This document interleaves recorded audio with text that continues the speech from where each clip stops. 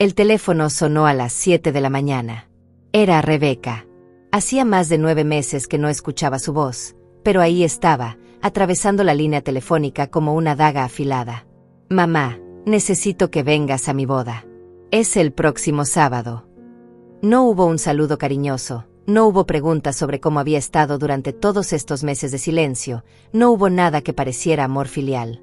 Solo una orden directa, como si pudiera aparecer y desaparecer de mi vida según su conveniencia. Me quedé en silencio por unos segundos, mirando por la ventana de mi nuevo apartamento. Las montañas se extendían ante mí, majestuosas y serenas, tan diferentes del paisaje que había dejado atrás. Había vivido en esta nueva ciudad durante 9 meses completos. 9 meses enteros sin que ninguno de mis hijos se diera cuenta de que me había mudado a otro estado. Ni una sola llamada preguntando por qué no contestaba el teléfono de casa. Ni una sola visita frustrada porque no estaba allí. Absolutamente nada. ¿Estás ahí, mamá? La voz de Rebeca sonaba impaciente, como si yo fuera una molestia en su agenda perfectamente planificada. Necesito que confirmes ahora mismo. Mauricio y yo hemos organizado todo para que la familia se vea unida. Los invitados esperan ver a la familia completa, y tú eres parte de esa imagen. Imagen. Esa palabra resonó en mi mente como una campana funeral. Después de todos estos años, después de todo lo que había sacrificado por ella y por Hugo, yo era simplemente una pieza decorativa en su gran día. Un accesorio necesario para mantener las apariencias ante sus amigos elegantes y su nueva familia política. Rebeca, dije finalmente, con una calma que me sorprendió incluso a mí misma. Me resulta curioso que me llames después de tanto tiempo solo para esto. ¿Sabes siquiera dónde vivo ahora? Hubo una pausa larga y reveladora. ¿Qué quieres decir? Vives en la casa de siempre, en la calle Morelos. ¿Por qué me preguntas algo tan obvio? Una risa amarga se escapó de mis labios. Mis propios hijos no sabían que había vendido esa casa hace 10 meses. No sabían que había empacado mi vida entera y me había mudado a 600 kilómetros de distancia. No sabían nada sobre mi nueva existencia, porque nunca se habían molestado en preguntar. Me mudé hace 9 meses, Rebeca. Vivo en otro estado. No en la casa donde ustedes crecieron, no en la misma ciudad donde pasé 40 años de mi vida cuidándolos. Me fui, y ninguno de ustedes se dio cuenta. El silencio del otro lado de la línea fue ensordecedor. Podía imaginar su rostro, esa expresión de shock que ponía cuando algo no salía según sus planes perfectamente calculados. Finalmente, su voz regresó, pero ahora tenía un tono defensivo, casi acusatorio. ¿Cómo pudiste hacer eso sin decirnos nada? ¿Qué clase de madre abandona a sus hijos sin avisar? ¿Qué clase de hijos? Respondí con una tranquilidad que me fluía desde algún lugar profundo de mi ser. No se dan cuenta de que su madre ha desaparecido durante 9 meses completos. Eso no importa ahora, dijo Rebeca, recuperando rápidamente su tono autoritario. Lo que importa es que vengas a mi boda. Punto final. Los padres de Mauricio van a estar ahí, y necesito que proyectes la imagen de una familia perfecta. No puedes arruinarme esto. ¿Y si me niego? Pregunté, sintiendo una extraña sensación de poder corriendo por mis venas. Si te niegas, su voz se volvió venenosa, te excluyo de la familia para siempre. No volverás a ver a tus nietos cuando los tenga. No serás bienvenida en ninguna celebración familiar. Te borraré completamente de nuestras vidas. El ultimátum flotó en el aire como una amenaza nuclear. Rebeca esperaba que me derrumbara, que suplicara perdón, que aceptara sus condiciones como había hecho tantas veces antes. Pero algo había cambiado en mí durante estos 9 meses de soledad y reflexión. Rebeca, mi querida hija, dije con una voz tan suave que parecía peligrosa, hay algo que no sabes. Yo gano más dinero que todos ustedes juntos. La línea se quedó completamente muda. Podía escuchar su respiración entrecortada, el sonido de su mundo perfecto comenzando a tambalearse. Pero ella no sabía lo que yo estaba a punto de hacer. Colgué el teléfono y me quedé sentada en mi sillón favorito, el mismo que había comprado con mis propios ahorros después de mudarme aquí. La vista desde mi ventana seguía siendo perfecta, montañas que se extendían hasta el horizonte, un cielo despejado que prometía otro día hermoso en mi nueva vida. Pero mi mente viajó hacia atrás, hacia los años que había dejado enterrados junto con mi antigua existencia.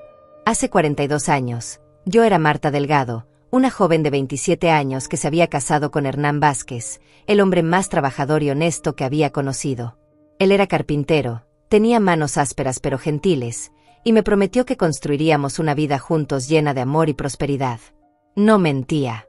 Durante los primeros años de nuestro matrimonio, Hernán trabajaba desde el amanecer hasta bien entrada la noche, creando muebles hermosos que vendía a familias acomodadas de la ciudad.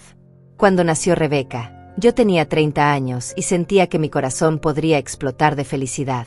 Era una bebé perfecta, con ojos grandes y curiosos que parecían entender el mundo desde el primer día. 3 años después llegó Hugo, mi pequeño príncipe, tan parecido a su padre que era como ver a Hernán en miniatura.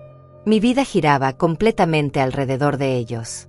Cada mañana me levantaba antes del alba para preparar el desayuno de Hernán, vestir a los niños, llevarlos a la escuela, recogerlos, ayudarlos con las tareas, cocinar, limpiar y acostarlos con cuentos que inventaba sobre princesas valientes y dragones bondadosos. Hernán me decía siempre: Marta, tú eres el corazón de esta familia. Sin ti, nada de esto tendría sentido. Y yo le creía. Me sentía orgullosa de ser la madre perfecta, la esposa ideal, la mujer que mantenía el hogar funcionando como un reloj suizo. Renuncié a mis sueños de estudiar enfermería, renuncié a mis amigas, renuncié a cualquier ambición personal que no fuera ser la mejor madre y esposa del mundo. Los años pasaron como páginas de un libro que se lee demasiado rápido. Rebeca creció y se convirtió en una adolescente hermosa pero exigente. Siempre quería la ropa más cara, los zapatos de marca, las fiestas más elegantes. Mamá, todas mis amigas tienen esto, decía, y yo trabajaba horas extras cosiendo para otras familias para conseguirle lo que pedía. Hugo era más tranquilo, pero igualmente costoso. Quería clases de fútbol, equipos deportivos, videojuegos. Cada peso que ganaba se iba inmediatamente en darles a mis hijos todo lo que creía que merecían. Hernán trabajaba tanto que apenas lo veía. Salía de casa a las 5 de la mañana y regresaba a las 9 de la noche, exhausto pero siempre con una sonrisa para los niños. Los fines de semana también trabajaba, porque decía que quería asegurar nuestro futuro. Estoy ahorrando para cuando seamos viejos. Marta, quiero que nunca te falte nada. Me daba besos en la frente y desaparecía otra vez en su taller, donde el sonido de la sierra y el martillo se había convertido en la banda sonora de nuestras vidas. Cuando Rebeca cumplió 18 años, anunció que quería estudiar administración de empresas en una universidad privada carísima. Es mi sueño, mamá. Si no me dejas ir, arruinarás mi vida para siempre. Hernán y yo nos miramos en la cocina esa noche, calculando mentalmente cuánto costaría. Era una fortuna que no teníamos, pero él asintió con determinación. Venderé algunos equipos del taller. Conseguiremos el dinero. Y lo hizo. Vendió su sierra eléctrica nueva, sus herramientas más valiosas, todo para pagar el primer semestre de su hija. Hugo siguió el mismo camino 2 años después. Quería estudiar ingeniería, también en una universidad costosa. Para entonces, Hernán ya había vendido casi todo lo que tenía valor en su taller. Empezó a aceptar trabajos más peligrosos, construcciones en altura, proyectos que requerían horarios imposibles. Los niños necesitan educación, Marta. Es lo único que nadie les podrá quitar nunca. Se veía más delgado cada mes, más cansado, pero nunca se quejaba.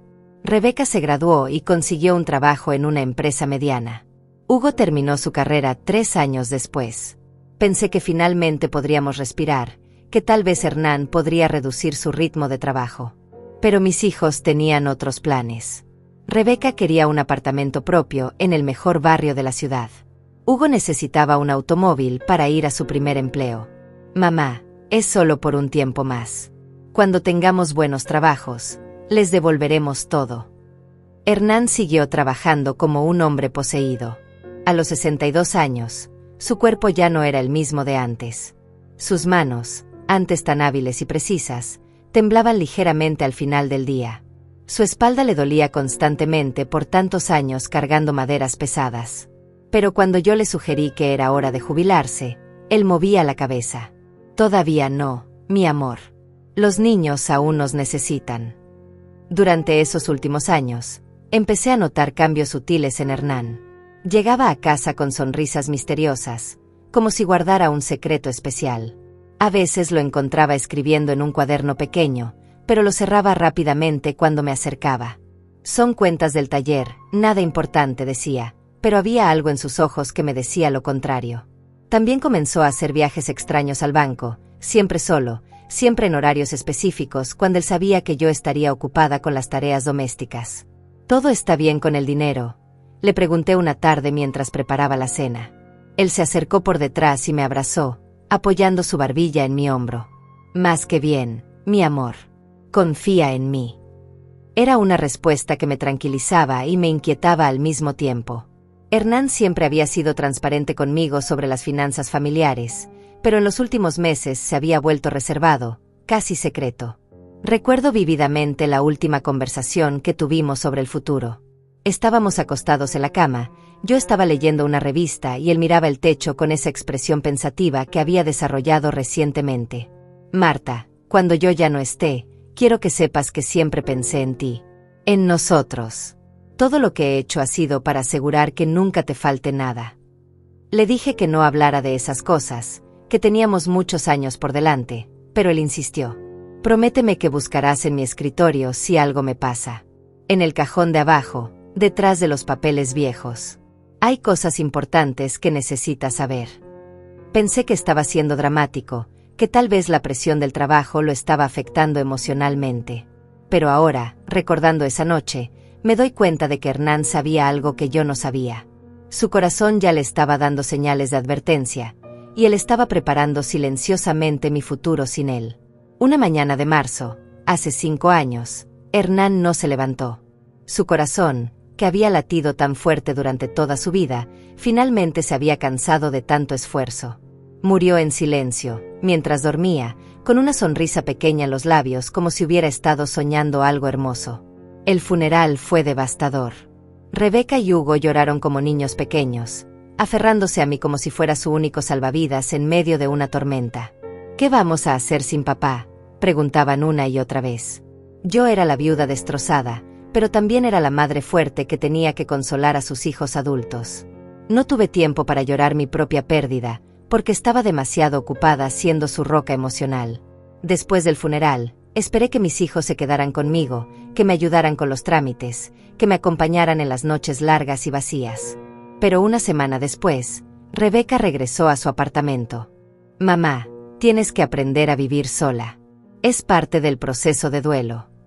Hugo hizo lo mismo pocos días después. Estarás bien, mamá. Sabes que puedes llamarnos si necesitas algo urgente. Pero las llamadas se fueron espaciando. Las visitas se volvieron esporádicas. De repente, me encontré completamente sola en una casa demasiado grande, rodeada de recuerdos y silencio. Mis hijos tenían sus propias vidas, sus propios problemas, sus propias preocupaciones. Yo me había convertido en una obligación más en sus agendas ocupadas. Durante las primeras semanas después del funeral, intenté mantener la rutina normal. Me levantaba temprano, preparaba desayuno para una sola persona, limpiaba una casa que ya estaba limpia, esperaba llamadas telefónicas que nunca llegaban. La soledad era tan pesada que algunas mañanas me costaba trabajo levantarme de la cama. Pero había algo en las palabras finales de Hernán que me inquietaba, algo sobre buscar en su escritorio.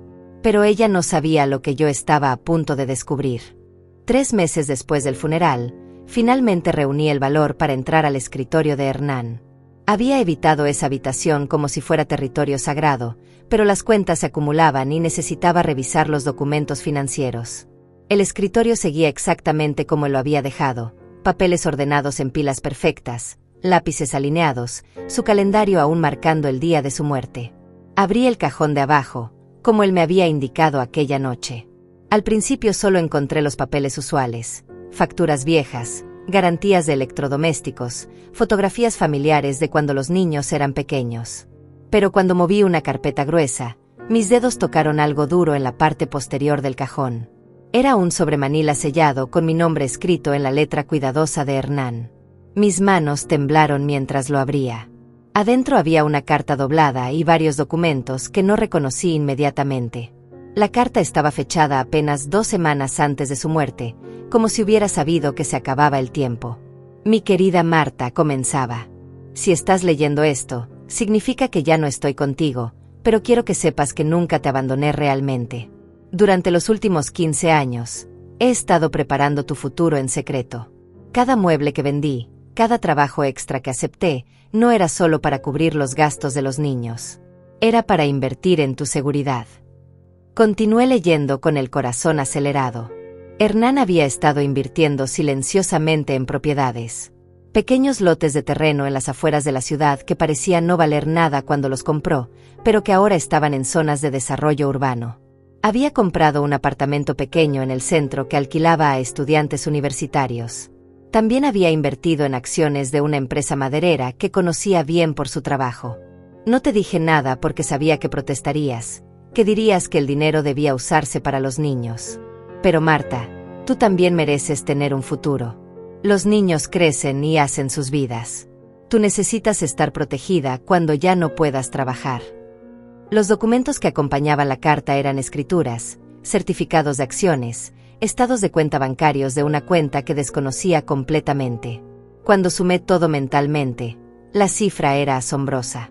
Hernán había acumulado una fortuna considerable sin que yo lo supiera. No éramos millonarios, pero tampoco éramos la familia de recursos limitados que yo creía que éramos.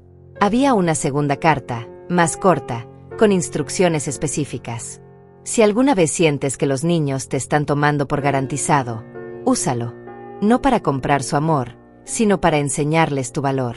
Una madre que se sacrifica todo el tiempo se vuelve invisible. Una madre que tiene poder se vuelve respetada. Me senté en el suelo del escritorio y lloré por primera vez desde el funeral. No lágrimas de tristeza, sino de una mezcla compleja de gratitud, amor y una extraña sensación de liberación. Hernán había pensado en todo, hasta en mi dignidad personal. Durante las siguientes semanas, contacté discretamente a un abogado para entender mejor mi situación. Los terrenos que Hernán había comprado ahora valían 5 veces más de lo que había pagado por ellos. El apartamento del centro generaba ingresos mensuales sólidos.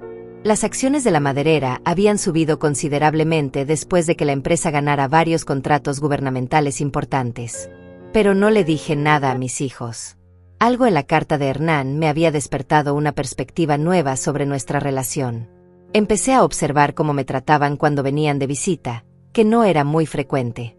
Rebeca llegaba con listas de quejas sobre su trabajo, su apartamento, su novio Mauricio.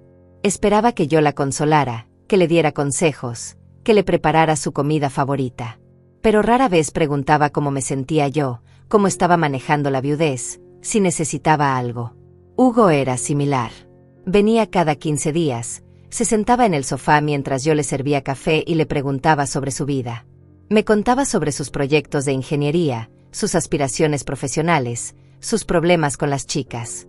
Pero nuestras conversaciones eran monólogos donde yo era la audiencia, no una participante real. Un día, Rebeca llegó particularmente alterada. «Mamá, necesito pedirte un favor enorme. Mauricio y yo queremos casarnos el próximo año, pero su familia es muy elegante. Su padre tiene una empresa de construcción importante, y su madre viene de una familia adinerada. Necesito que renovemos esta casa para cuando vengan a conocerte. No pueden ver cómo vivimos realmente». Me quedé mirándola desde la cocina, donde estaba preparando el almuerzo que había solicitado. «¿Cómo vivimos realmente?», repetí. «Ya sabes, mamá. Esta casa es vieja, los muebles están desgastados, todo se ve muy modesto. Necesitamos pintar, cambiar los muebles, tal vez poner piso nuevo. No es que esté mal, pero para las primeras impresiones». Su voz se apagó cuando vio mi expresión. «¿Y quién pagaría esa renovación?», pregunté con calma. «Bueno, pensé que podrías pedir un préstamo. Yo te ayudaría a pagarlo cuando tenga un mejor trabajo. Es una inversión en mi futuro, mamá. Si causo buena impresión con la familia de Mauricio, él podría conseguirme un puesto mejor en la empresa de su padre». Era la primera vez que realmente escuchaba lo que mis hijos me estaban diciendo. No me veían como una persona con necesidades propias, sino como un recurso disponible para sus proyectos personales. Un banco emocional y financiero al que podían acudir cuando necesitaran algo, pero que no merecía consideración independiente. Esa noche, releí la carta de Hernán. Una madre que se sacrifica todo el tiempo se vuelve invisible. Las palabras resonaron en mi mente como campanas de iglesia. Había sido invisible para mis propios hijos durante años, tal vez décadas. Era la persona que resolvía problemas, que daba consejos, que proporcionaba comfort y apoyo, pero no era vista como un individuo con deseos, sueños o derechos propios. La situación empeoró cuando Hugo me visitó la semana siguiente. Mamá, tengo una oportunidad increíble. Un amigo de la universidad me ofreció ser socio en un proyecto de desarrollo inmobiliario. Solo necesito una inversión inicial de 50,000 pesos. Sé que no tienes esa cantidad, pero podrías hipotecar la casa. Es un negocio seguro. Te devolveré el dinero con intereses en 2 años. ¿Hipotecar mi casa?, pregunté, sintiendo una mezcla de incredulidad y algo parecido a la ira. Es solo temporal, mamá. Y piénsalo. Si el proyecto sale bien, podrás vivir más cómodamente cuando seas mayor. Es una inversión inteligente para ambos. Ambos. Como si mi casa fuera un activo compartido que él tenía derecho a gestionar. Como si mi seguridad futura fuera algo negociable para financiar sus ambiciones. Esa noche tomé una decisión que cambiaría todo. Contacté a una inmobiliaria en una ciudad montañosa a 600 kilómetros de distancia, un lugar que Hernán y yo habíamos visitado en nuestra luna de miel y donde siempre habíamos soñado con retirarnos. Puse mi casa en venta y comencé a buscar un apartamento nuevo. El proceso tomó 3 meses. Durante ese tiempo, mis hijos siguieron visitándome esporádicamente, siempre con nuevas peticiones o problemas que esperaban que yo resolviera. Rebeca necesitaba dinero para el depósito de un apartamento más grande. Hugo quería que le prestara mi automóvil por unos meses porque el suyo estaba dando problemas. Ninguno de los dos notó las cajas de mudanza que había comenzado a empacar discretamente en el cuarto de huéspedes. Vendí la casa por un precio excelente. La zona se había revalorizado mucho en los últimos años, y junto con las inversiones de Hernán, mi situación financiera era más sólida de lo que había sido nunca en mi vida. Contraté una empresa de mudanzas, trasladé mis pertenencias más importantes, y me establecí en mi nuevo hogar entre las montañas. El apartamento era perfecto, 2 habitaciones, balcón con vista panorámica, cerca del centro de un pueblo tranquilo pero con todas las comodidades modernas. Por primera vez en décadas, decoré un espacio pensando únicamente en mis propios gustos. Elegí colores que me gustaban, muebles cómodos para mí, plantas que me hacían feliz. Durante 9 meses completos, viví en paz. Leía libros que había aplazado durante años, caminaba por senderos montañosos, conocí a otras mujeres de mi edad que también habían decidido reinventar sus vidas después de la viudez. Tenía tiempo para pensar, para recordar quién era yo antes de convertirme únicamente en la mamá de Rebeca y Hugo. Mis hijos no notaron mi ausencia durante todo ese tiempo. No hubo llamadas preguntando por qué no contestaba el teléfono de casa. No hubo visitas sorpresa que resultaran en descubrir una casa vacía. Absolutamente nada. Sus vidas continuaron sin mí exactamente como si nunca hubiera existido. Hasta la llamada de esta mañana. Pero ella no sabía lo que yo estaba a punto de enseñarle. Durante las siguientes 2 semanas después de la llamada de Rebeca, no volví a saber nada de ella. Era típico de mi hija, hacer una demanda, esperar que yo me adaptara a sus necesidades, y luego desaparecer hasta que fuera conveniente para ella retomar el tema. Pero esta vez, yo tenía otros planes. Decidí hacer mi propia investigación. Contraté un detective privado local, un hombre mayor llamado Tomás que había trabajado para el departamento de policía durante 30 años antes de abrir su propia agencia. Le expliqué la situación y le pedí que averiguara discretamente cómo estaban realmente las finanzas de mis hijos. Señora Marta, me dijo Tomás después de una semana de investigación, sus hijos están en una situación más complicada de lo que aparentan. Se sentó frente a mí en la cafetería donde habíamos acordado encontrarnos, con una carpeta llena de documentos. Rebeca perdió su trabajo hace 4 meses. La empresa donde trabajaba tuvo recortes masivos, y ella fue una de las primeras en ser despedida. Ha estado viviendo de sus ahorros y del salario de Mauricio, pero él tampoco gana tanto como pretenden. Abrió la carpeta y me mostró varios papeles. Mauricio trabaja en la empresa de construcción de su padre, es verdad, pero en un puesto muy básico.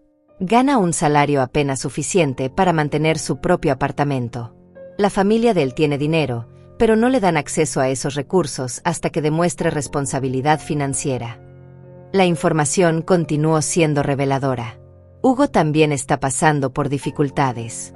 Ese proyecto inmobiliario que le mencionó nunca existió.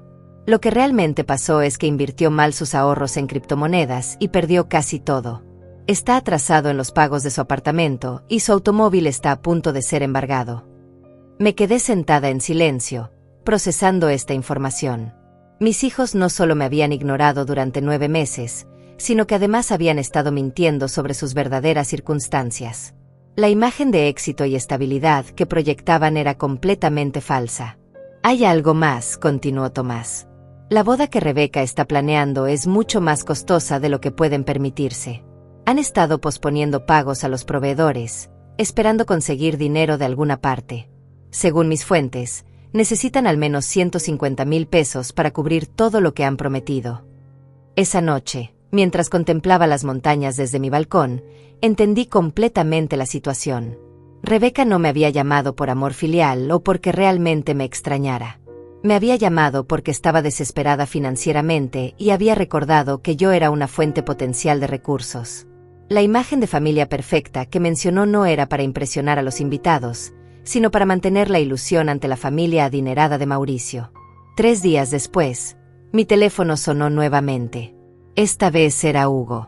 Mamá, ¿cómo estás? Su voz sonaba tensa, forzadamente casual. Rebeca me contó que te mudaste. No puedo creer que no nos hayas dicho nada. Hugo, respondí con la misma calma que había usado con su hermana. ¿Cuándo fue la última vez que me visitaste? Hubo una pausa larga. Bueno, he estado muy ocupado con el trabajo. Pero eso no significa que no me importes.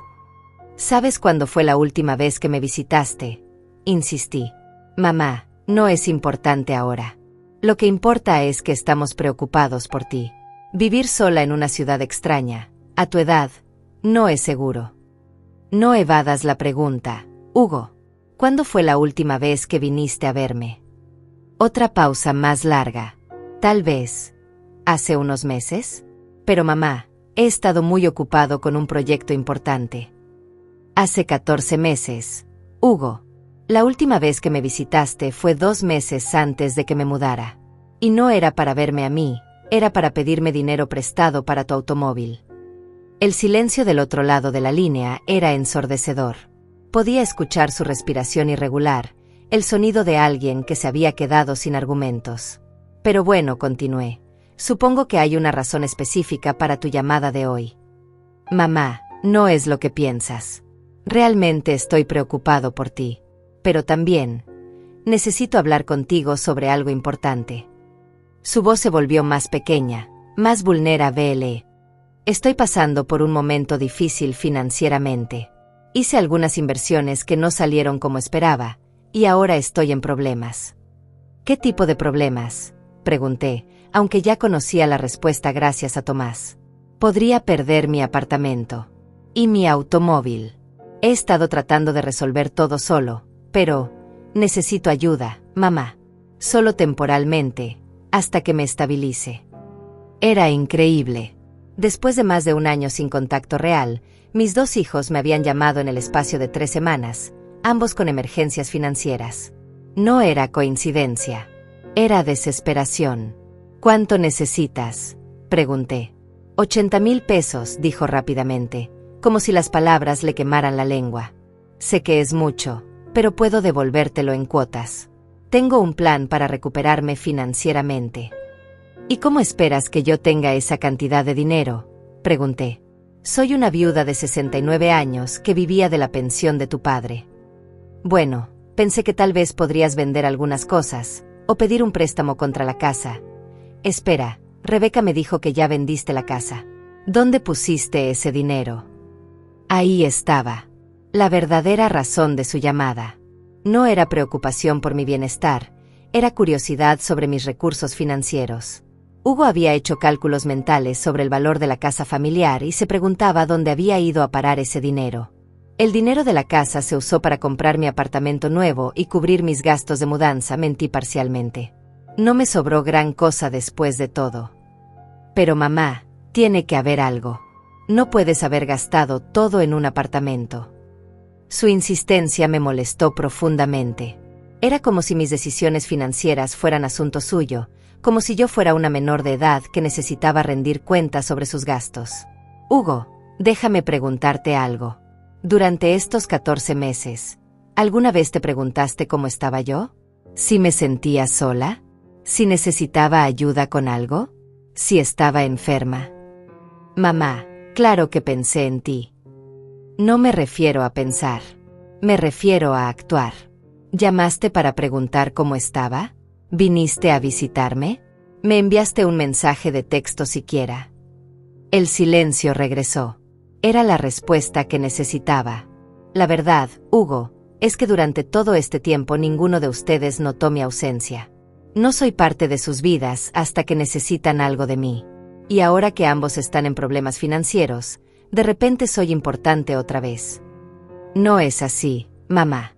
Te queremos, pero me necesitan más de lo que me quieren, terminé la frase por él. Y hay una gran diferencia entre esas dos cosas. Después de colgar con Hugo, me senté a reflexionar sobre los patrones que había permitido durante décadas.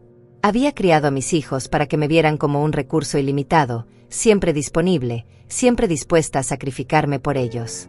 Nunca les había enseñado que yo tenía valor como persona independiente, que merecía respeto y consideración sin tener que estar en crisis para recibirlos.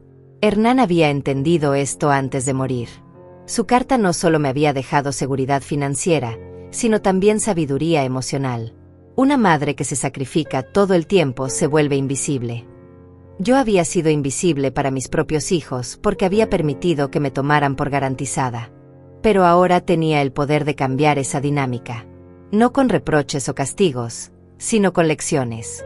Mis hijos necesitaban aprender que las relaciones familiares no eran transacciones de una sola vía, que el amor se demuestra con acciones consistentes, no solo con palabras cuando se necesita algo. Al día siguiente, llamé a una inmobiliaria local y comencé a buscar propiedades de inversión en la ciudad donde vivían mis hijos. Si iban a aprender sobre el valor del dinero y la responsabilidad, necesitarían experimentar las consecuencias reales de sus decisiones. Pero también necesitarían una oportunidad de redención, una forma de demostrar que podían cambiar. Una semana después, Rebeca me llamó nuevamente. Mamá, he estado pensando en nuestra conversación. Tal vez fui demasiado dura contigo. Mauricio dice que deberíamos invitarte a la boda porque realmente te queremos ahí, no solo para las apariencias. ¿Y Hugo? Pregunté. Él también ha estado pensando. Bueno, él está pasando por algunos problemas personales ahora mismo. Pero sí, hemos hablado y queremos que sepas que eres importante para nosotros. Era fascinante ver cómo mis hijos intentaban recalibrar su aproximación después de que no había respondido como esperaban. Pero sus palabras seguían sonando calculadas, como si estuvieran siguiendo un guión para conseguir el resultado que querían. Rebeca, déjame hacerte una pregunta directa. Si yo no tuviera ningún dinero, si fuera completamente pobre, ¿aún me estarías invitando a tu boda? Por supuesto, mamá. Eres mi madre. Y me habrías llamado durante estos 9 meses si no necesitaras nada de mí. La pausa fue reveladora. Mamá, ¿por qué me preguntas esas cosas? Lo importante es que estamos hablando ahora. Pero ella no sabía lo que yo había estado preparando en silencio. Esa misma tarde, después de la llamada de Rebeca, puse en marcha un plan que había estado gestando durante semanas. Contacté a mi abogado, el licenciado Valentín, un hombre meticuloso que había manejado los asuntos legales de Hernán y ahora gestionaba mis inversiones. Licenciado Valentín, necesito que haga algunas compras inmobiliarias específicas por mí, le dije durante nuestra reunión en su oficina. Quiero adquirir las hipotecas de 2 propiedades en particular. Le pasé las direcciones del apartamento de Hugo y de Rebeca que Tomás había investigado para mí. Valentín me miró por encima de sus lentes, con esa expresión que ponía cuando algo le parecía inusual pero no imposible. Señora Marta, ¿puedo preguntar cuál es el propósito de estas adquisiciones? Educación familiar, respondí simplemente. Mis hijos necesitan aprender algunas lecciones sobre responsabilidad y respeto. Durante las siguientes 2 semanas, Valentín trabajó discretamente para rastrear las instituciones financieras que tenían las hipotecas de mis hijos. Como había sospechado, ambos estaban atrasados en sus pagos y los bancos estaban considerando procesos de ejecución hipotecaria. Con mi nueva posición financiera, pude comprar ambas deudas a precio reducido. Legalmente, ahora yo era la acreedora hipotecaria de mis propios hijos. Ellos no lo sabían, por supuesto. Los bancos simplemente les notificaron que sus deudas habían sido transferidas a una nueva entidad de cobranza, algo que sucede rutinariamente en el negocio financiero. Mientras tanto, seguí recibiendo llamadas esporádicas de Rebeca y Hugo. Ambos se habían vuelto más insistentes, más desesperados, aunque trataban de ocultarlo bajo una fachada de preocupación filial. «Mamá, he estado pensando que tal vez deberías regresar a vivir cerca de nosotros», me dijo Hugo durante una de sus llamadas. «No es saludable que estés tan lejos de la familia». «¿Desde cuándo te preocupa mi salud, Hugo?», pregunté directamente. «Siempre me ha preocupado.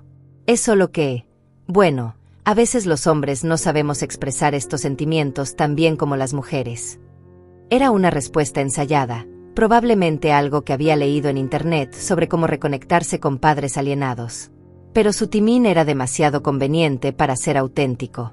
«Y supongo que si regreso, podrías visitarme más seguido», continué, siguiéndole el juego. «Exactamente. Podríamos almorzar juntos los domingos, como antes. Y si tienes algún problema, estaría cerca para ayudarte». «¿Qué tipo de problemas?» «Bueno, temas legales, financieros, ya sabes, cosas que pueden ser complicadas para alguien de tu edad». Ahí estaba otra vez. La implicación de que yo era demasiado mayor o demasiado inexperta para manejar mis propios asuntos. Hugo estaba pescando información sobre mi situación financiera mientras fingía preocupación por mi bienestar. Una semana después, recibí una llamada que estaba esperando. Era de una empresa de cobranza, actuando en mi nombre pero sin revelar mi identidad. «Señor Hugo Vázquez, lo llamamos de Gestiones Financieras del Norte. Hemos adquirido su deuda hipotecaria y necesitamos establecer un plan de pagos inmediato. Su cuenta está gravemente atrasada». Escuché la conversación en conferencia desde mi apartamento, con autorización legal previa. La voz de Hugo se quebró inmediatamente. «No entiendo. Yo estaba negociando con el banco anterior. Necesito más tiempo para conseguir el dinero». «Señor Vázquez, no hay más tiempo. Debe ponerse al corriente con los pagos en los próximos 30 días o procederemos con la ejecución hipotecaria». «30 días. Es imposible. Necesito al menos 120 días para conseguir esa cantidad». «Lo sentimos, pero son las condiciones del nuevo acreedor. 30 días o pierde la propiedad». Después de que la llamada terminó, esperé. No tuve que esperar mucho. Mi teléfono sonó 20 minutos después. «Mamá, tengo una emergencia terrible. La empresa que compró mi hipoteca me está amenazando con quitarme el apartamento en 30 días. Es una situación desesperada. No sé qué hacer». La voz de Hugo sonaba genuinamente aterrorizada. Era la primera vez en años que le escuchaba mostrar emoción real en lugar de esa cortesía calculada que había desarrollado. «¿Cuánto dinero necesitas?», pregunté, manteniendo mi voz neutral. «120,000 pesos. Sé que es muchísimo dinero, pero mamá, si pierdo este apartamento, me quedaré en la calle. Por favor, tienes que ayudarme». «Hugo, yo soy una viuda mayor con recursos limitados. ¿Dónde crees que voy a conseguir esa cantidad?». «No lo sé, pero tiene que haber alguna forma. Podrías vender algo, o pedirle prestado a alguien, o…». Su voz se desvaneció en desesperación. «Ok, Hugo. O podrías regresar a vivir aquí y conseguir un préstamo usando tu apartamento nuevo como garantía. Yo te ayudaría a pagarlo, lo prometo». Era increíble. En su desesperación, Hugo estaba sugiriendo que yo arriesgara mi propia seguridad habitacional para resolver su crisis financiera. No había considerado ni por un segundo que tal vez él debería enfrentar las consecuencias de sus propias decisiones irresponsables. «Déjame pensarlo», le dije finalmente. 2 días después, Rebeca recibió una llamada similar sobre su apartamento. Su reacción fue igualmente dramática. «Mamá, esto es un desastre. Mauricio dice que su familia no puede ayudarnos porque necesitamos demostrar que podemos manejar nuestras propias finanzas. Si pierdo mi apartamento, la boda se cancelará. Su familia pensará que somos unos irresponsables». «¿Y no lo son?», pregunté suavemente. «Mamá, ¿Cómo puedes decir eso? Hemos tenido mala suerte, eso es todo. Pero con un poco de ayuda podemos recuperarnos. Rebeca, déjame entender esto correctamente. Perdiste tu trabajo hace 4 meses, pero no me lo dijiste. Planeaste una boda que no puedes pagar. Ignoraste a tu madre durante 9 meses completos. Y ahora quieres que yo arriesgue mi seguridad financiera para rescatarte de las consecuencias de tus decisiones. Cuando lo dices así suena terrible, pero no es tan simple. No es tan simple. La interrumpí. Rebeca, durante toda tu vida adulta, cada vez que has tenido un problema, has venido corriendo a mí esperando que lo resuelva. Nunca has enfrentado consecuencias reales por tus decisiones porque siempre he estado ahí para cushionar tu caída.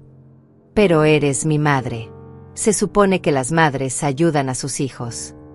Las madres ayudan a sus hijos. Pero los hijos también cuidan a sus madres. Es una relación de ida y vuelta, no una calle de una sola dirección. Hubo un silencio largo. Cuando Rebeca habló nuevamente, su voz sonaba más pequeña, más vulnerable. ¿Nos vas a ayudar o no? Voy a ayudarlos, dije finalmente. Pero no de la manera que esperan. Al día siguiente, llamé a ambos para una reunión familiar urgente. Les dije que viajara a la ciudad para discutir la situación en persona. Pero no les dije que ya era la dueña de sus problemas. Pero ellos no sabían lo que yo estaba a punto de revelar. Llegué a la ciudad un viernes por la tarde y me registré en un hotel elegante del centro, el mismo donde Hernán y yo habíamos celebrado nuestro 20º aniversario de bodas. Era irónico estar ahí sola, pero también simbólico. Estaba cerrando un círculo, pero esta vez con mi propio poder. Cité a mis hijos para el almuerzo del sábado en el restaurante del hotel. Llegaron por separado, ambos visiblemente nerviosos. Hugo llevaba una camisa arrugada y se veía como si no hubiera dormido bien en días. Rebeca había intentado arreglarse, pero no podía ocultar las ojeras ni la tensión en su rostro. «Mamá, te ves muy bien», dijo Rebeca mientras se sentaba. «Este lugar es caro. ¿Estás segura de que puedes permitírtelo?» Incluso en medio de su crisis, mi hija estaba evaluando mis gastos. Era un hábito que había desarrollado desde joven, siempre calculando si yo tenía dinero disponible que pudiera ser dirigido hacia sus necesidades. «Puedo permitirme muchas cosas», Rebeca, respondí mientras el mesero nos traía las cartas. «Más de las que ustedes imaginan». Hugo se removió incómodamente en su silla. «Mamá, sobre lo que hablamos por teléfono, ¿has pensado en alguna solución? Porque el tiempo se está agotando rápidamente». «Sí, he pensado mucho», dije, ordenando el plato más caro del menú sin mirar el precio. «De hecho, he encontrado una solución muy interesante para ambos». Sus ojos se iluminaron con esperanza. Era doloroso ver cuánto me necesitaban cuando estaban en crisis, comparado con la indiferencia que habían mostrado durante meses de estabilidad. Pero antes de hablar de soluciones, continué. «Quiero que me expliquen algo. Durante estos 9 meses que viví en otra ciudad, ¿alguna vez se preguntaron cómo estaba yo? ¿Si me sentía sola? ¿Si necesitaba compañía o ayuda?» Hugo fue el primero en responder. «Mamá, claro que pensamos en ti. Pero asumimos que si necesitabas algo, nos llamarías». «Asumieron», repetí. «No se les ocurrió que tal vez yo necesitaba que ustedes me llamaran a mí». «Es que siempre has sido tan independiente», añadió Rebeca. «Después de la muerte de papá, nos dijiste que querías aprender a vivir sola, que era parte de tu proceso de duelo». «Eso fue hace 5 años, Rebeca. Y sí, necesitaba aprender a vivir sola. Pero eso no significaba que quisiera ser ignorada por mis hijos durante 9 meses». Se miraron entre ellos, claramente incómodos. Era la primera vez que tenían que enfrentar directamente su negligencia emocional. «Mamá, lo sentimos», dijo Hugo finalmente.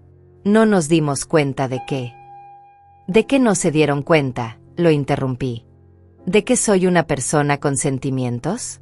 ¿De que enviudar es un proceso doloroso que no termina después de 1 año? ¿De que tal vez necesitaba saber que ustedes se preocupaban por mí, no solo cuando tenían problemas?» Rebeca comenzó a llorar suavemente. «No queríamos lastimarte, mamá. Simplemente, nuestras vidas se volvieron tan complicadas. El trabajo, las relaciones, los problemas de dinero. ¿Y creen que mi vida no se volvió complicada cuando perdí al amor de mi vida? Pregunté con voz firme. ¿Creen que porque soy mayor, mis emociones son menos importantes que las suyas? El silencio se extendió sobre la mesa. Podía ver que mis palabras estaban penetrando, pero también sabía que las palabras solas no serían suficientes para cambiar patrones de comportamiento que habían estado establecidos durante décadas. Muy bien, dije finalmente. Hablemos de sus problemas financieros. Hugo, tú necesitas 120,000 pesos para salvar tu apartamento. Rebeca, tú necesitas una cantidad similar para pagar las deudas de la boda. Es correcto. Ambos asintieron eagerly. Y ambos esperan que yo, una viuda de 69 años, encuentre alguna manera de rescatarlos de las consecuencias de sus propias decisiones irresponsables. Mamá, cuando lo dices así. Comenzó Hugo. Suena egoísta, terminé por él. Porque eso es exactamente lo que es. Rebeca se irguió defensivamente. No es egoísmo pedir ayuda a la familia cuando estás en problemas. Tienes razón, concordé. No es egoísmo pedir ayuda. Pero sí es egoísmo aparecer solo cuando necesitas algo, ignorar a tu familia cuando todo va bien, y luego exigir sacrificios cuando las cosas se ponen difíciles. Tomé un sorbo de agua y los miré directamente a los ojos. Sin embargo, voy a ayudarlos. Pero no con dinero. Sus expresiones de esperanza se desvanecieron inmediatamente. ¿Qué quieres decir?, preguntó Hugo con voz tensa. Voy a enseñarles algo mucho más valioso que el dinero. Voy a enseñarles la responsabilidad personal y el valor del trabajo duro. Saqué de mi bolso 2 cartas selladas y las puse sobre la mesa. Hugo, en tu carta encontrarás la dirección de una empresa de construcción que está contratando trabajadores temporales. El salario es decente, el trabajo es honesto, y si trabajas tiempo extra, podrás ganar suficiente dinero para ponerte al día con tus pagos. Hugo tomó la carta con manos temblorosas. Mamá, yo soy ingeniero. No puedo trabajar en construcción. ¿Por qué no?, pregunté. ¿El trabajo honesto está por debajo de ti? Tu padre construyó nuestra vida entera trabajando con sus manos. Es diferente. Yo tengo educación universitaria. Y también tienes una deuda que no puedes pagar con tu educación universitaria. Tal vez es hora de que aprendas que ningún trabajo honesto es demasiado humilde cuando necesitas resolver tus problemas. Me volví hacia Rebeca. Y tú, mi querida hija, en tu carta encontrarás información sobre varios trabajos de medio tiempo disponibles en la ciudad. Trabajos de noche y fines de semana que puedes hacer mientras buscas un empleo fijo. ¿Trabajos de medio tiempo?, preguntó Rebeca con horror. ¿Como mesera o cajera? Como cualquier trabajo que te ayude a ganar dinero honestamente, respondí. Tu abuela limpiaba casas para ayudar a mantener a nuestra familia. Yo cosía ropa para otras familias para poder comprarles cosas bonitas a ustedes. No hay vergüenza en trabajar duro. Pero mamá, protestó Hugo, esto va a tomar meses. No tengo meses. Necesito el dinero ahora. Entonces tal vez debiste haber pensado en eso antes de hacer inversiones imprudentes, respondí calmadamente. Las consecuencias de nuestras acciones no llegan en nuestros tiempos convenientes. Hugo, llegan cuando llegan. Rebeca estaba llorando abiertamente ahora. ¿Así que vas a dejar que pierda mi apartamento? ¿Vas a permitir que mi boda se cancele? No voy a permitir nada, Rebeca.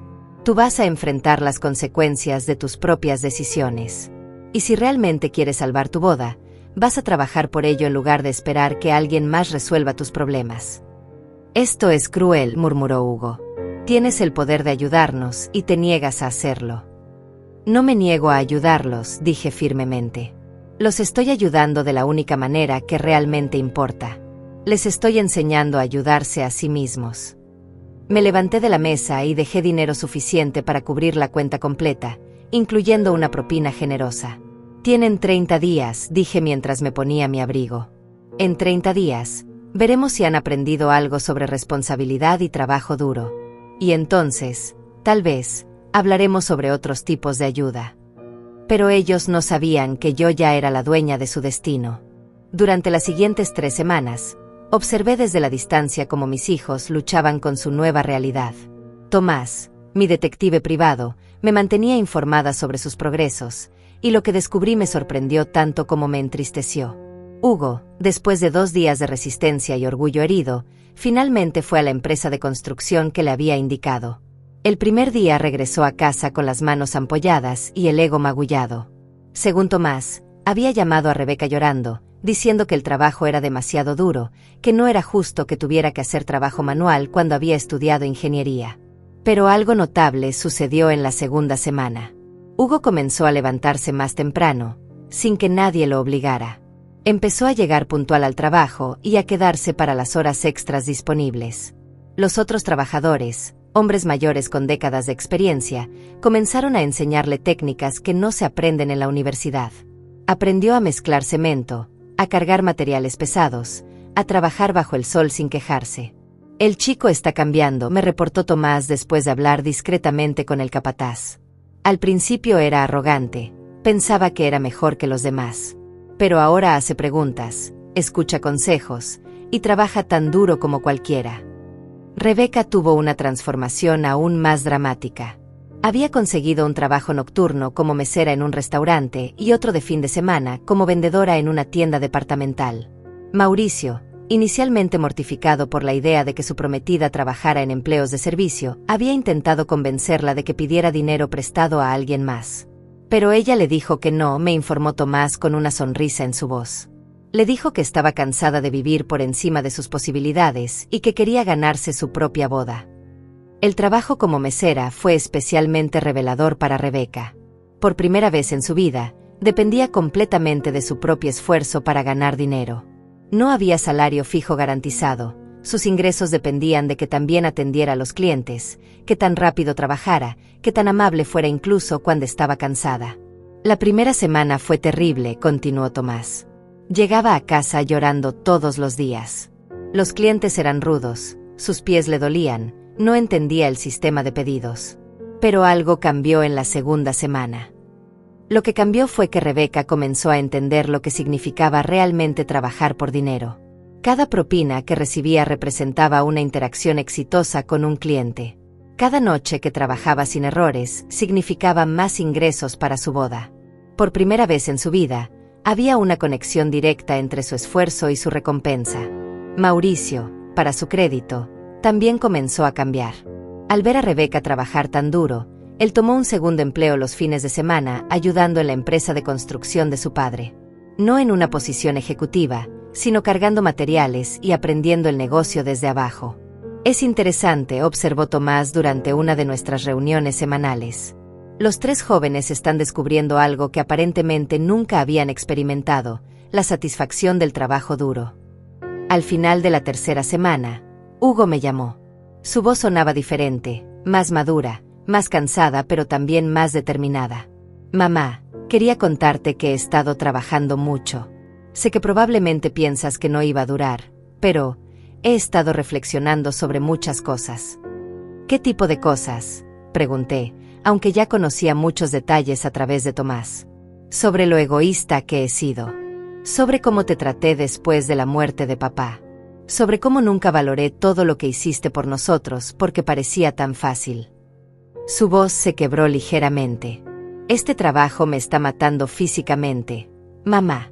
Cada noche llego a casa con el cuerpo dolorido, las manos cortadas, tan cansado que apenas puedo comer. Y pienso en papá, cómo trabajó así durante décadas para mantenernos. Nunca entendí lo que eso significaba. Era exactamente lo que había esperado que descubriera, pero escucharlo de su propia voz me emocionó más de lo que esperaba. ¿Y qué has aprendido?, pregunté suavemente. Que el dinero no aparece mágicamente. Que cada peso que gastamos representa el tiempo y el esfuerzo de alguien. Que cuando te pedía dinero para mis oportunidades de inversión, te estaba pidiendo que regalaras pedazos de la vida de papá. Había una pausa larga antes de que continuara. También aprendí que el trabajo duro no es castigo. No sé cómo explicarlo. Es como si cada día que complete este trabajo terrible, me sienta un poco más como un hombre real. Como si finalmente estuviera ganándome mi lugar en el mundo. Rebeca me llamó 2 días después con un mensaje similar, pero desde su propia perspectiva. Mamá, tengo que contarte algo. He estado trabajando como mesera, y al principio odiaba cada minuto. Pero anoche pasó algo que me hizo entender todo diferente. ¿Qué pasó? Había una familia cenando en una de mis mesas. Los padres, muy elegantes, y 2 niños pequeños. Los niños estaban haciendo desorden, tirando comida al suelo, gritando. Los padres no hacían nada para controlarlos, solo seguían hablando de negocios mientras yo tenía que limpiar constantemente. Podía escuchar la emoción en su voz mientras continuaba. Al final de la noche, cuando estaba limpiando ese desorden por 5ª vez, pensé en ti. En todas las veces que limpiaste nuestros desastres cuando éramos niños. En todas las comidas que preparaste que nosotros dábamos por sentado. En todas las noches que te quedaste despierta cuidándonos cuando estábamos enfermos. Rebeca comenzó a llorar suavemente. Nunca entendí que cada vez que hacías algo por nosotros, era trabajo real. Tiempo real de tu vida que nunca ibas a recuperar. Y nosotros solo lo desperdiciamos. ¿Y cómo te sientes ahora?, pregunté. Avergonzada. Pero también agradecida. Es extraño. Este trabajo horrible me está enseñando a valorar cosas que nunca valoré antes. Como la satisfacción de ganarme mi propio dinero. Como el respeto de mis compañeros de trabajo cuando hago bien mi trabajo. Había algo más en su voz, algo que no había escuchado desde que era muy pequeña, humildad genuina. Mamá, sé que esto va a sonar extraño, pero quiero agradecerte por no rescatarnos inmediatamente. Si me hubieras dado el dinero cuando te lo pedí, nunca habría aprendido esto. Durante la 4ª semana, tanto Hugo como Rebeca habían logrado reunir aproximadamente la mitad del dinero que necesitaban. No era suficiente para resolver completamente sus problemas, pero era más dinero del que habían ganado por esfuerzo propio en toda su vida adulta. Más importante que el dinero, sin embargo, era el cambio en su carácter. Tomás me reportó que Hugo había comenzado a ayudar a compañeros de trabajo más nuevos, enseñándoles técnicas que él mismo acababa de aprender. Rebeca había desarrollado una reputación en el restaurante como una mesera confiable y amable, y había comenzado a recibir las mejores mesas. Mauricio también había cambiado. Viendo el esfuerzo de su prometida, había insistido en que simplificara la boda, eliminando gastos innecesarios y enfocándose en lo que realmente importaba, celebrar su amor con familia y amigos cercanos. Era hora de la siguiente fase de mi plan. Pero ellos aún no sabían la lección más importante que estaba por venir. Al final de la 4ª semana, invité a mis hijos a una cena en mi apartamento. Era la primera vez que visitarían mi nuevo hogar, y quería que fuera una ocasión especial. Durante todo el día preparé la comida que más les gustaba cuando eran niños: pollo guisado, arroz con frijoles y flan de postre. Llegaron juntos, en el automóvil usado que Hugo había comprado después de que le embargaran el anterior. Ambos se veían diferentes. Hugo tenía las manos callosas y los hombros más anchos por el trabajo físico. Rebeca había perdido peso y tenía una expresión más madura en sus ojos. «Mamá, tu apartamento es hermoso», dijo Rebeca mientras entraba, mirando alrededor con genuina admiración. «La vista de las montañas es increíble». «Siéntense», les dije, sirviendo la cena que había preparado. «Quiero escuchar sobre estas últimas semanas». Hugo fue el primero en hablar. «Mamá, tengo que ser honesto contigo. Al principio estaba furioso. Pensaba que estaba siendo cruel, que tenías el poder de ayudarnos y simplemente te negabas por algún tipo de venganza». Tomó un bocado y continuó. «Pero después de trabajar en construcción durante un mes, entiendo algo que nunca había entendido antes. Cada peso que gano representa sudor real, esfuerzo real, tiempo real de mi vida. Cuando gasté mis ahorros en esas inversiones estúpidas, no estaba perdiendo solo números en una cuenta bancaria.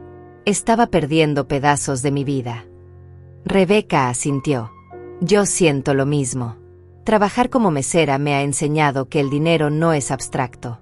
Cada propina que recibo es porque logré hacer feliz a alguien, porque trabajé duro para dar buen servicio. Nunca había sentido esa conexión entre mi esfuerzo y mi recompensa». Los escuché con atención, sintiendo una mezcla de orgullo y tristeza.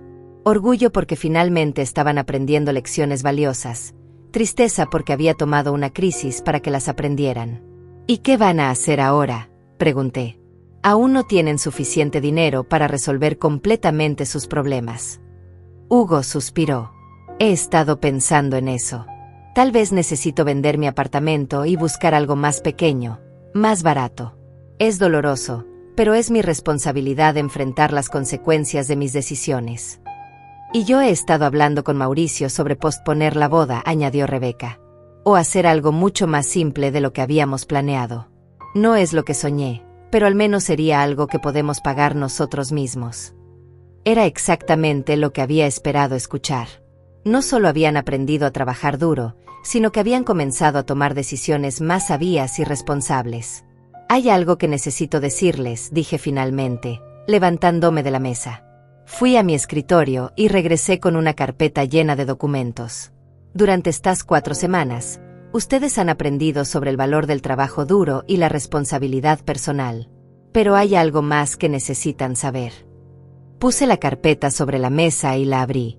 Hace más de un mes, compré las hipotecas de ambos apartamentos. El silencio que siguió fue total. Hugo y Rebeca me miraron con expresiones de confusión absoluta. ¿Qué quieres decir?, preguntó Hugo lentamente. Quiero decir que yo soy la nueva dueña de sus deudas hipotecarias. La empresa de cobranza que los contactó trabaja para mí. Yo fui quien estableció el plazo de 30 días. Rebeca se llevó las manos a la boca. Tú orquestaste todo esto. No orquesté su crisis financiera, aclaré. Eso lo hicieron ustedes solos con sus decisiones irresponsables. Pero sí orquesté su oportunidad de aprender de ella. Hugo se recostó en su silla, procesando la información. Así que nunca corrimos riesgo real de perder nuestros apartamentos.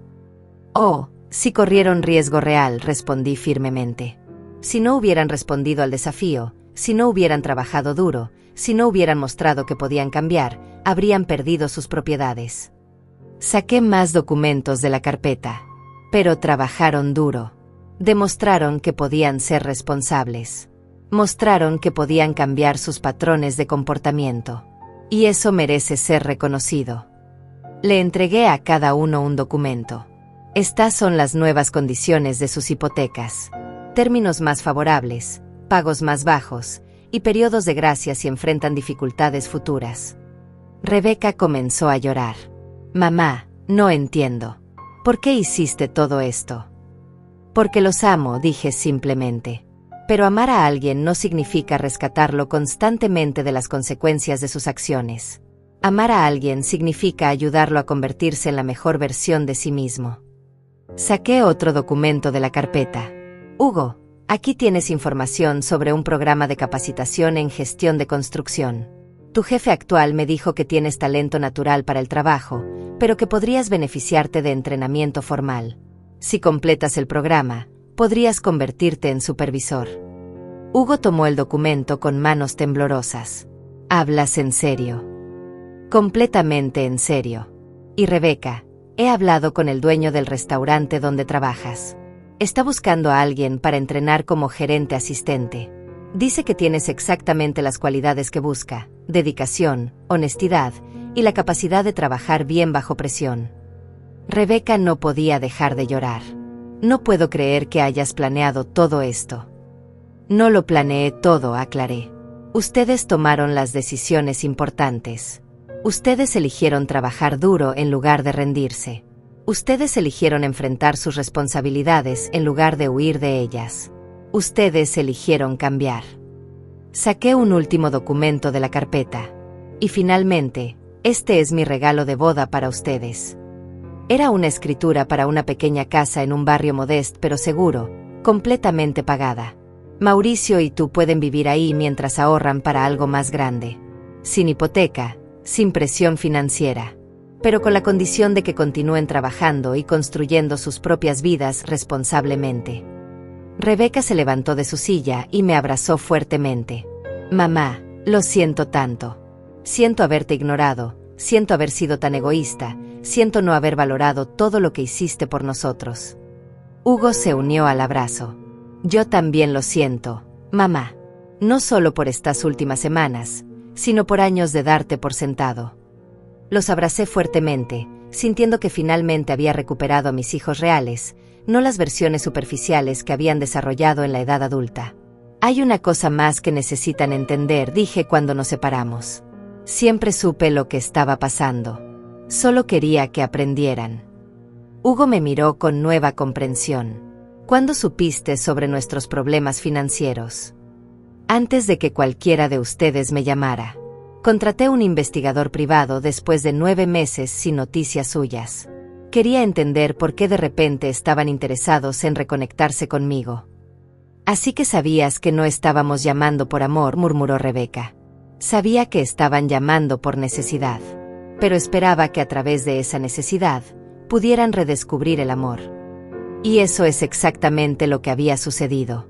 6 meses después de aquella cena reveladora, la boda de Rebeca finalmente se celebró. No fue la extravagancia que había planeado originalmente, sino algo mucho más hermoso. Una ceremonia íntima en el jardín de la nueva casa que les había regalado, decorada con flores que ella misma había cultivado durante los últimos meses.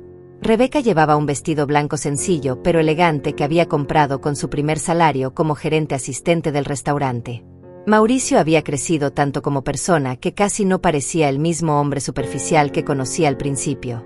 Había desarrollado músculos reales trabajando en la empresa de su padre, pero más importante, había desarrollado carácter real. Durante la ceremonia, Rebeca me pidió que hablara. Me levanté frente a los invitados reunidos, la mayoría familiares cercanos y amigos verdaderos, no la multitud impresionante que había planeado originalmente para mostrar estatus. Cuando Rebeca era pequeña, comencé. Solía preguntarme cuándo sabría que se había convertido en una mujer adulta. Yo le decía que no era una cuestión de edad, sino de sabiduría. Hoy, viendo a la mujer fuerte y trabajadora en la que se ha convertido, puedo decir con certeza que mi niña se ha convertido en una mujer extraordinaria. Los ojos de Rebeca se llenaron de lágrimas, pero eran lágrimas de felicidad genuina, no de la frustración y desesperación que había visto en ella durante su crisis. Hugo se había convertido en supervisor de construcción, exactamente como había previsto. Pero más allá del título, había desarrollado una reputación como alguien que realmente se preocupaba por sus trabajadores.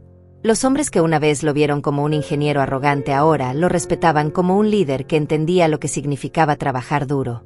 Mamá me dijo durante el baile de la boda, quiero preguntarte algo que he estado pensando durante meses.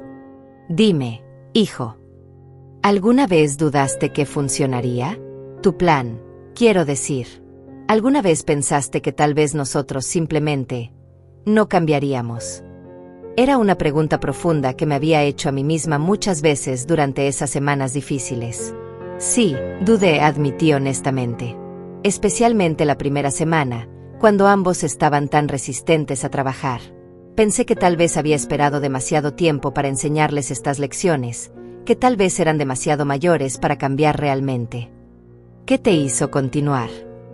Algo que tu padre me dijo una vez. Me dijo que el amor verdadero no es hacer que las cosas sean fáciles para alguien. El amor verdadero es ayudar a alguien a convertirse en lo mejor que puede ser, incluso cuando es difícil. Hugo asintió pensativamente. ¿Sabes qué es lo más extraño de todo esto? Ahora soy más feliz trabajando duro por menos dinero de lo que era cuando tenía más dinero que no había ganado. Era exactamente lo que había esperado que descubriera. La satisfacción real no viene de lo que tienes, sino de lo que has trabajado para conseguir. Mauricio se acercó durante la conversación. En los últimos meses, había desarrollado una relación completamente nueva conmigo. Ya no me veía como la madre suegra potencialmente problemática, sino como una mentora que había ayudado a crear a la mujer de la que se había enamorado. Señora Marta, me dijo, quiero agradecerle por lo que hizo. Sé que parecía cruel al principio, pero ahora entiendo que era exactamente lo que todos necesitábamos. ¿Todos?, pregunté. Yo también cambié durante este proceso. Viendo a Rebeca trabajar tan duro me hizo darme cuenta de lo fácil que había sido mi vida. Nunca había tenido que esforzarme realmente por nada porque mi familia siempre me daba todo lo que necesitaba. Mauricio miró hacia donde Rebeca estaba bailando con su hermano. Pero trabajar junto a mi padre, empezando desde abajo, me enseñó que el dinero de la familia no significa nada si yo no puedo contribuir a algo real. Durante los meses siguientes, establecimos nuevas tradiciones familiares. En lugar de reunirnos solo para ocasiones especiales o emergencias, comenzamos a tener cenas mensuales donde compartíamos no solo comida, sino también nuestros desafíos, triunfos y planes. Hugo trajo a su nueva novia, Yolanda, una maestra de escuela que había conocido en el programa de capacitación. Era una mujer trabajadora y sensata que lo admiraba por lo que había construido por sí mismo, no por lo que había heredado o recibido. «Me gusta tu familia», me dijo Yolanda durante una de estas cenas. «Hay algo auténtico en la forma en que se relacionan entre ustedes. No es como otras familias que he conocido, donde todos pretenden estar bien pero en realidad se resienten unos a otros». Tenía razón. Habíamos construido algo nuevo juntos, algo basado en respeto mutuo en lugar de obligación o conveniencia. Un año después de la boda de Rebeca, decidí hacer algo que había estado contemplando durante meses. Establecí una fundación para madres viudas que se encontraban en situaciones similares a la que yo había enfrentado. La Fundación Hernán la llamé, en honor a mi esposo. Ofrecía no solo apoyo financiero, sino también asesoramiento sobre cómo manejar hijos adultos que podían estar aprovechándose de sus madres.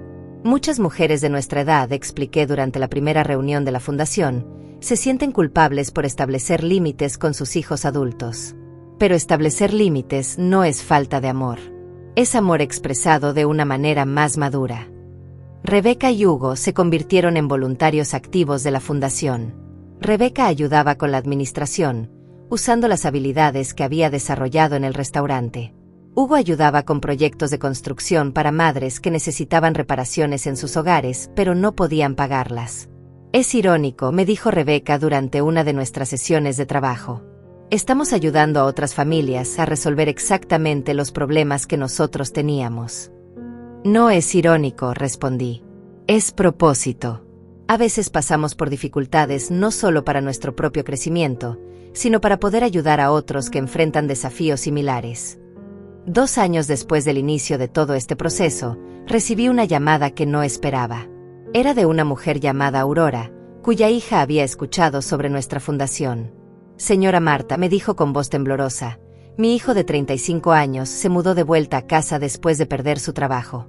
Pero no está buscando trabajo, solo quiere que yo lo mantenga. No sé qué hacer». Era una historia familiar, pero cada situación era única. Pasamos 1 hora hablando sobre su situación específica, y al final, pude darle el consejo más importante que había aprendido. No lo salve de las consecuencias de sus acciones. Ayúdelo a desarrollar las herramientas para salvarse a sí mismo. Durante esa conversación, me di cuenta de algo profundo. Mi experiencia con Hugo y Rebeca no había sido solo sobre enseñarles responsabilidad a ellos. También había sido sobre aprender mi propio valor como persona independiente. Durante décadas, había definido mi autoestima por lo que podía hacer por mis hijos. Cuando finalmente establecí límites y les permití fracasar, también me permití a mí misma existir como algo más que solo la madre de alguien. Ahora tenía una vida plena y propositiva. Tenía mis propios proyectos, mis propias metas, mis propias relaciones. Mis hijos eran una parte importante de mi vida, pero no eran toda mi vida. «No la salvé con dinero», le dije a Aurora al final de nuestra conversación, repitiendo las palabras que había llegado a entender completamente. «La salvé enseñándole a salvarse a sí misma». Y en el proceso, yo también me había salvado. Esa noche, sentada en mi balcón mirando las montañas, pensé en Hernán.